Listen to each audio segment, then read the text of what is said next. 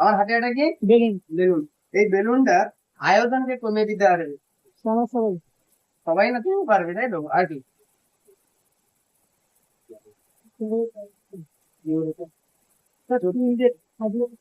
না না, তিন বা হচ্ছে এইভাবে টিপে নাও।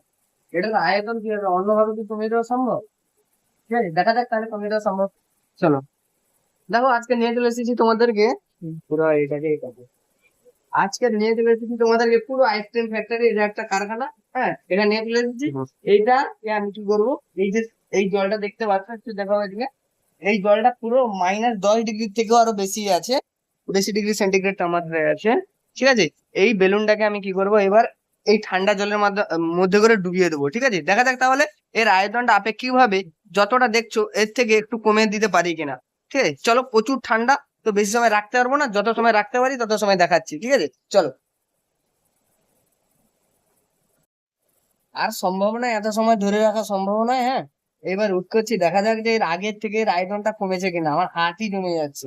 চলো, একটু দেখানো যাক। দেখো আগের থেকে দেখো অনেকটাই এর কি হয়েছে, আয়তন কি হয়েছে, কমে গেছে এর আগের থেকে আয়তন। তাহলে দেখো এই গ্যাস অণুগুলি কি ভেতরে ছিল অপেক্ষাকৃত উষ্ণ ছিল। যখনই বাইরের তাপমাত্রা কমে যাচ্ছে তখন গ্যাস অণুর তাপমাত্রাও কমতে শুরু করেছে, গ্যাসের আয়তন কমছে, সঙ্গে সঙ্গে বেলুনেরও কি পর্বত আয়তন কমতে শুরু করেছে। তার জন্য এই বেলুনের আয়তন পরপর কমে যাচ্ছে। ঠিক আছে, না ফুটো করে না বা ফাটিয়ে, এর আয়তনটাকে এইভাবেই কমানো যেতে পারে।